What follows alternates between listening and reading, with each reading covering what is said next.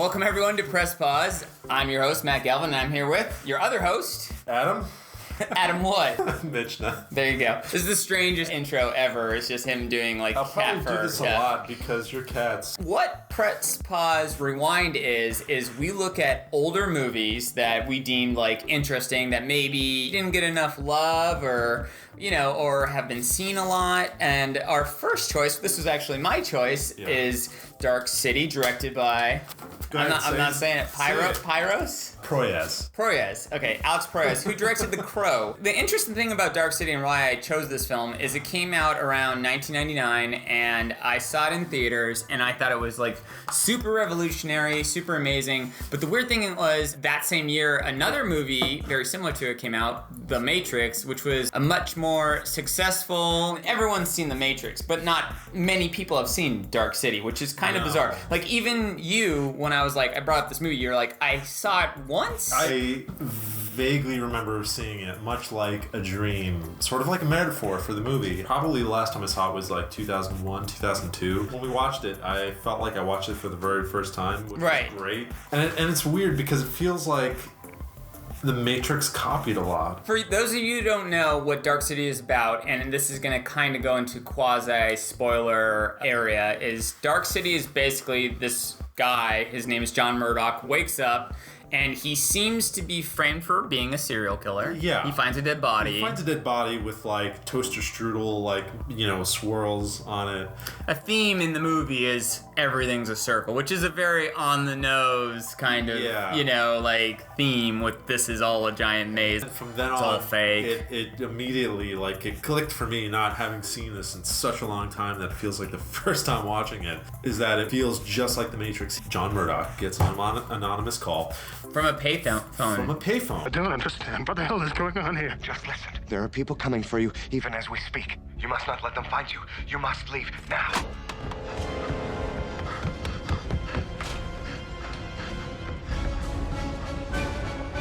Well, Trinity gets the call, right? No, it's Morpheus calls Trinity in the beginning, and payphones now don't even exist. John Murdoch, he is having these flashes of this place called Shell Beach, which may or may not exist. It's like somewhere from his childhood, it's a beach, but the whole city is dark, obviously Dark City. Oh, that's where the title came from. You got it. Once he leaves, he notices that everyone's asleep, and it's weird, it's bizarre because... Now, why are they asleep? Basically, they're asleep because every night these aliens are dying. Basically, this whole episode is spoilers, so if you haven't seen this movie... I honestly think, you're not gonna watch this movie and be like, what's the crazy twist? Oh my gosh, there's telekinesis. You're more watching it because it's like, this is a good film. I don't think anything in it, if I told you, hey, they're aliens and hey, he has telekinesis, that's not gonna be like, oh shit, you ruined the movie for me. It's more like a period piece of that time that's actually a pretty entertaining movie. I don't know, the twists aren't what, still hold up for me. When I was trying to make my fiance watch it, I was basically just think of it kind of like a Black Mirror episode. It's kind of just a bizarre scenario that, this is super sci-fi, and it's super kind of unbelievable. It's just go along with it, kind of have fun with it. And I think if you look at it in that sense, then it's a better movie. How do you talk about Dark City without spoiling it? Yeah. Because the whole movie is okay, well, he's a murderer maybe or not, and there's aliens. What about this? This was blank when I found it. You still don't understand, John. You were never a boy. Not in this place. Your entire history is an illusion, a fabrication, as it is with all of us. That's what I'm saying. If they see the theatrical version of this, it spoils it from the start. This version that we watched, the director's cut versus the theatrical, the studio didn't believe in the film, so they actually had a layer of text kind of just giving away what the film was. Like a spoiler, hey. First there was darkness. Then came strangers. They were a race as old as time itself.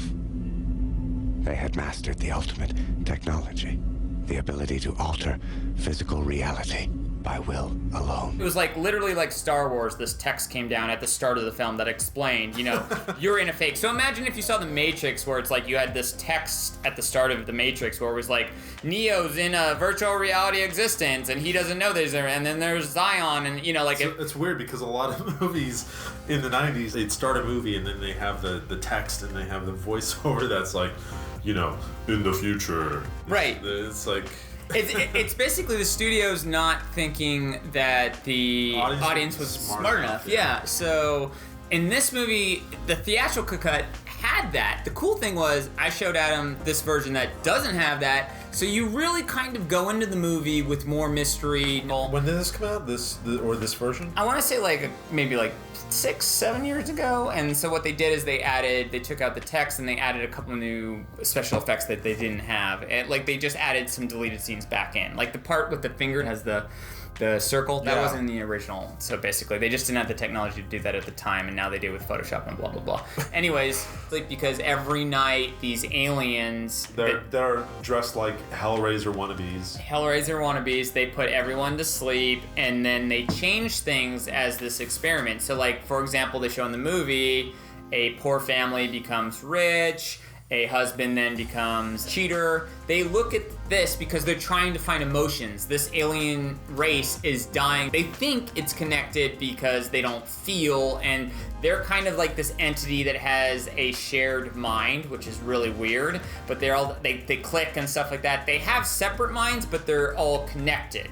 So these aliens think that what makes humans individual, what gives them souls. And that's kind of the thing that we all grasp with, what is a soul? What is the meaning of life? Where does our soul come from? Right. What is a soul? Is it is your brain? Is it blah, blah, blah. But the weird part is Murdoch starts to not sleep, and he realizes that this is all bullshit, and the reason why is because these aliens have one guy, Kiefer Sutherland. This is pre-24, before he was a badass, and he took this bizarre choice where he has this half eye, and then he talks really bizarre, the strangers, they must... You wonder if it was his idea or the director's where he has this stammer. They could store the information, remix it like so much paint, and give us back new memories of their choosing. But they still needed an artist to help them. I understood the intricacies of the human mind better than they ever could. So they allowed me to keep my skills as a scientist. But he just went for it. I like it. Did you like it or did you not? I know, I liked it. I liked It's a bizarre ass choice though. Yeah. There's no debate where it's just I'm just gonna stutter my lines every fucking second. It feels very cliche for crazy scientist.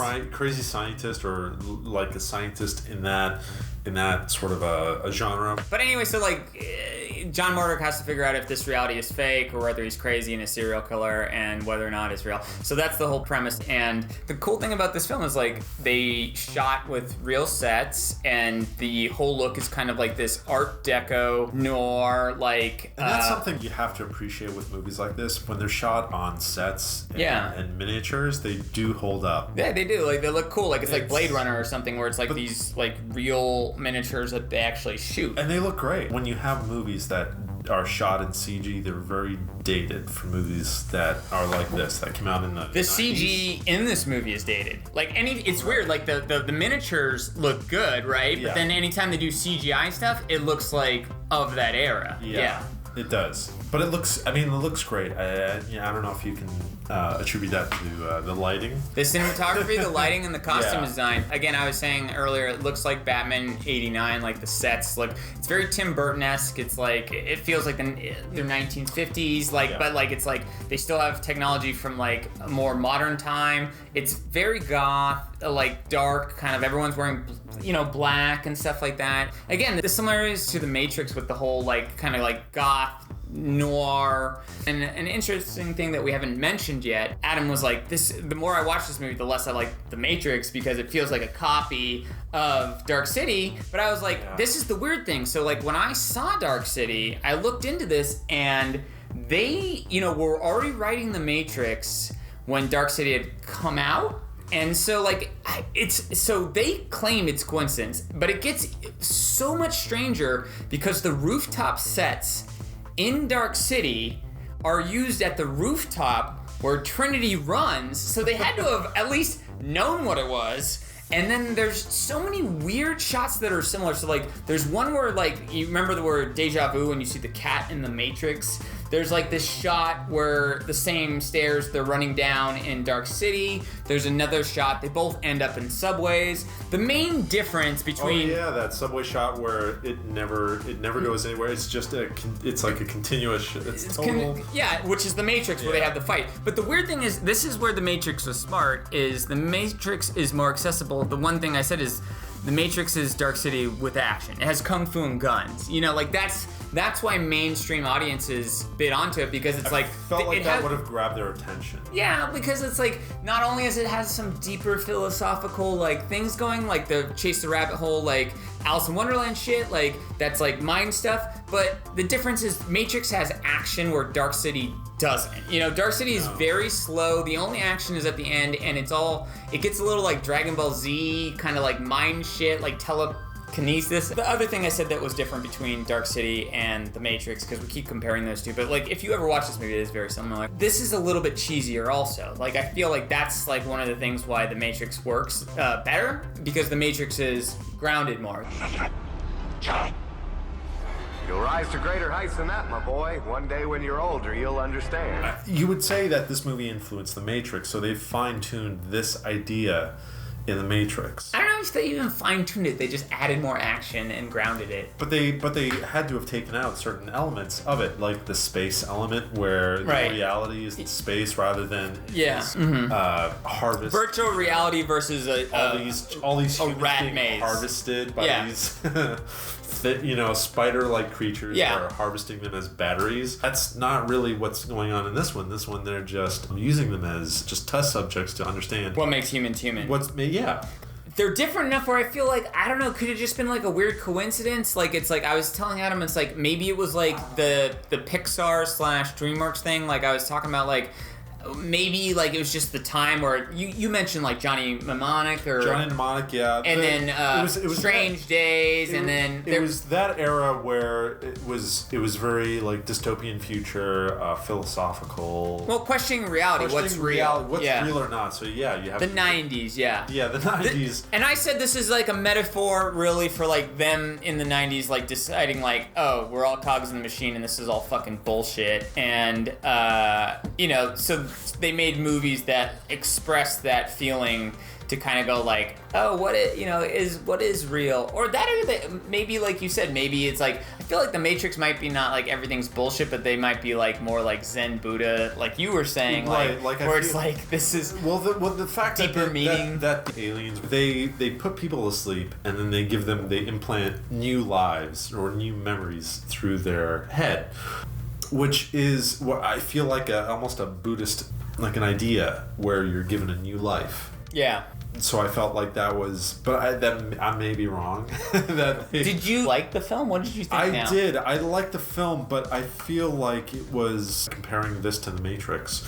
But in the sense that, what was similar and what was not, what was different, how this made it different from The Matrix. Yeah. Did it hold up, though? Like, now watching in 2017 versus, like, 1999, like, did the acting hold up? Did the lines hold up? Did the visual effects hold up? The visual effects reminded me, there were a lot of sequences where they showed, like, the city changing and evolving. Yeah. That reminded me of Inception, where it just started to change based on people's reality or perception of reality, what they were going through.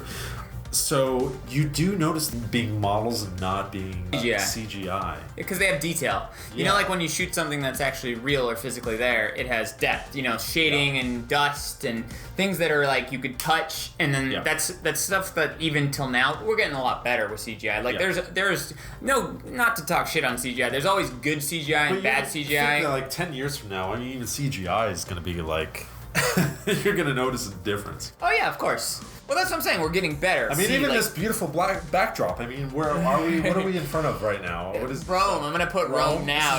This is Rome. We're in Rome. Rome vacation. But no, but like I'm saying, the detail and things with CGI is getting better. We're getting to that point, but it is always cool when you see these models like in Blade Runner and in this, where it's like a physical person like took the time to detail every window and everything, and it's cool. So like every time they show like the city, it's like these tiny intricate models, and it looks, I think, incredible. What doesn't hold up though is when they green screen anything, looks terrible. The keying on Like the things, shot. Are you talking about the shot on the beach? the beach shot, or just them flying even, it looks a little bit green screeny. Like, Really? That looked pretty good to me. it looked pretty good to you? Are you referring to the alien? Any of them flying? I mean, just saying the keying is a little bit Are bad. they flying? Because they're just kind of levitating. They like levitate with their minds, like they go like just kind of. yeah.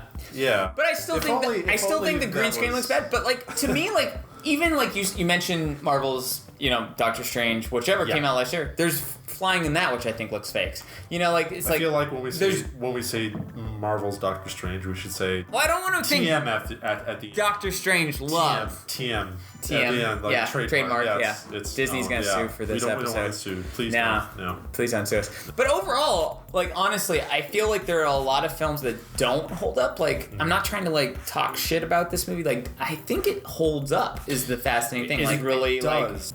And I feel like I have to bring this up. It's strange because this movie feels like such a departure from Proyas's Crow. The Crow, yeah. This came out in '98.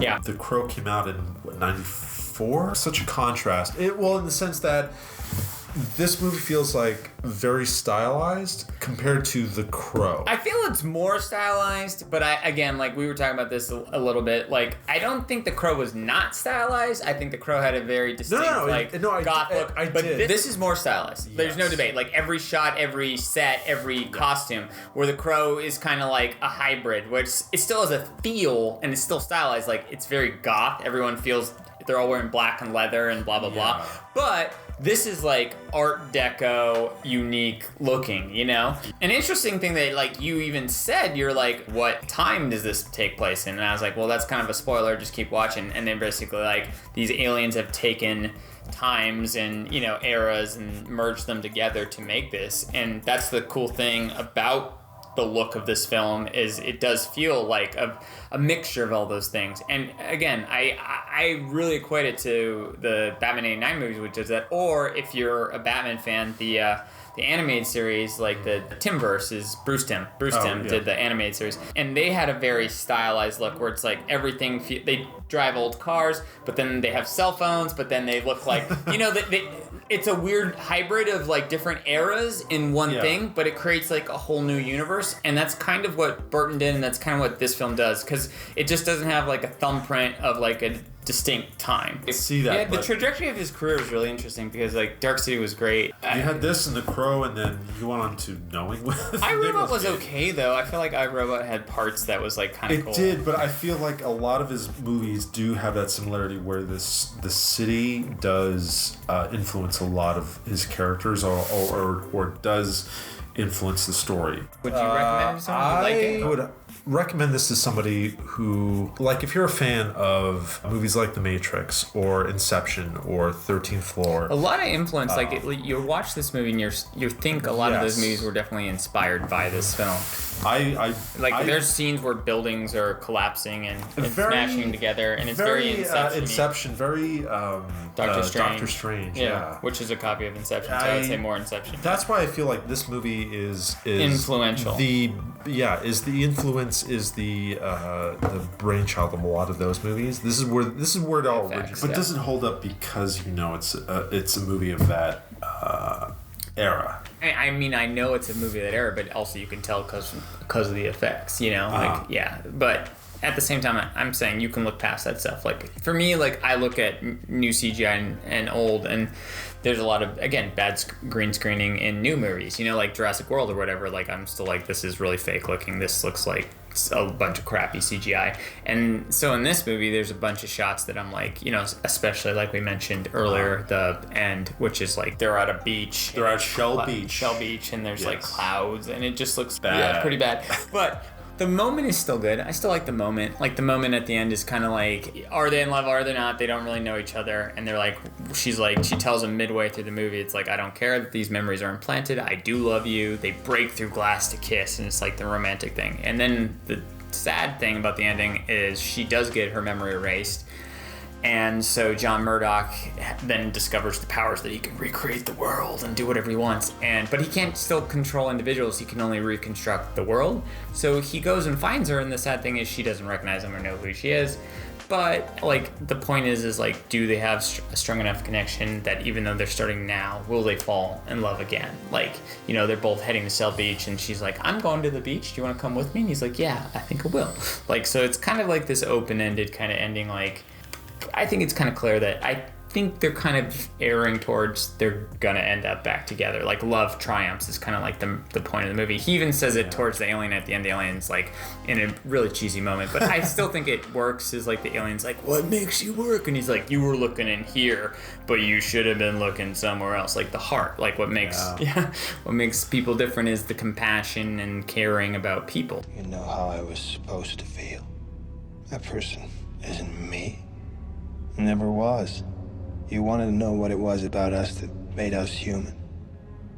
Well, you're not gonna find it in here. And so, like, I don't know. It's cheesy, but I thought they did it well enough that it worked in the film. I mean, it is kind of a cliche. This is the whole, like, debate with, like, Nolan on Interstellar. So, like, the thing that people got really mad about in Interstellar was that, like, when Anne Hathaway was like, love is the connective tissue that, like, connects us through the fabrics of, like, the fourth dimension and stuff. And people are like, fucking bullshit. But this kind of has the same kind of deeper meaning, is kind of like, love is the connective tissue that, like, makes us different than other things, and like, you know, that's the whole thing, which is cheesy. It's a little cheesy, but I thought it's done in a way that was nice, and I don't know, in the context of the film it worked. You know, like, it could have been done worse, but I think it delivers on the goal that what it was trying to say and what it was trying to do. Like, I cared for the characters, you know, like I cared for their relationship, you know. It's hard in like a 2-hour thing to like do all this weird sci-fi shit about aliens, about like this fake reality, and do like a character piece. But like, I don't know, I felt all the actors in their respective roles like delivered good performances. Absolutely. Yeah. And like, it made me care about them, you know. You definitely feel sympathy for John Murdoch. A lot of cinematography still holds up. It's interesting that you say that. Dariusz Wolski. This guy worked on Alex Proyas' The Crow, and then after that, did he do iRobot? No, he sold out, and he did a bunch of Disney movies after. Well, so did Alex Proyas. So. Well, yeah, you see. I mean, Alex Gods Proyas, of Egypt, then he sold out, or even iRobot. He sold at iRobot on Alex Proyas was like, God. Yeah. He had this trajectory where it was going to be really amazing, and then like when iRobot was like the first mainstream movie, he was like, "Oh, this fucking sell out," and then like that, all the other films, especially God of Egypt, was fucking garbage. But did he sell out because he was doing someone else's story? Because it felt like, who knows, man. It felt like this and The Crow were very Alex Proyas, where when he was doing something like Gods of Egypt or iRobot, it wasn't Alex Proyas. I agree. It was Alex Proyas serving the corporate entity, yes. The studios. Yeah. I mean, like, but he wants to still do movies and be a director that gets work, you know. So like, yes. I feel like after this movie maybe wasn't as big as a success as maybe The Crow, then he's like, I need studio work. You know what's crazy about him is, this is nerdy, but like, he actually did a really cool Metroid commercial when Metroid, I want to say Prime, the first one, came out. This is a long time ago. He did a live-action Metroid commercial. Very cool. I still like his style, though. You know, like, he's interesting, and I hope he does go back to doing more original-type works, you know? Let's wrap this up, then. Right. So, what's this movie's, like, lasting, like, thing? Like, it's a movie that people have forgotten. We feel like The Matrix copied it. Like, what is this retro review about? What are we trying to say about this? A lot of this movie influenced a lot of movies that we've seen today. We should appreciate because of this movie. Right, and that's kind of, I think, why I wanted to bring this up as the first one, because it doesn't 100% hold up. It doesn't. Like, it's not the best movie ever. But I think it's still a good movie. Again, it's very influential, and if you like sci-fi, if you like darker things, if you like Black Mirror, if you like just a weird concept, like it's a very kind of easy watch. It's more like, it's similar to like weirdness of The Matrix. So it's not like so weird where it's like David Lynch, and then it's not like so mainstream where it's like, you know, something dumb. It's like somewhere in the middle. So it's not the deepest sci-fi, but it's good and it has something to say, and this is a great film to see. We definitely recommend this. Yeah, we recommend it. Yeah. So we give it 2 thumbs up. Siskel and Ebert. We're not doing reviews. Is that what we're copying? We're not copying any of that. But an interesting note, side Yeah. note, like, I don't know how I'm going to edit this, by the way. Interesting side note is Siskel and Ebert did give this movie 2 thumbs up. Did they? Yeah, they did. I actually saw the review when it happened, and it was their movie of the week when Dark City was out. They That's both interesting. loved it, yeah. It's good that there are enough fans that there was this director's cut special edition. Clearly there is some sort of fan base like Donnie Darko that loves this film, and it's not as big as The Matrix, but I'm glad that there's enough people like it that this exists, and, you know, and that's the cool thing about this show, Rewind, is we're going to try to bring you guys, you know, like movies that maybe you haven't heard and some you have. Or movies that we just that we love. loved, and we haven't been given that chance. Yeah, haven't been given the chance. So the cool thing about this is episode 1. It might have been all over the place, but again, leave your comments. Let us know what you thought. Let us know what you liked. Let us know what you didn't like. Follow us, like, subscribe. We have a Facebook, we have a Twitter, we have a Patreon if you want to help us out and get a better camera. So we're going to wrap it up. Thanks. Yes. Yep.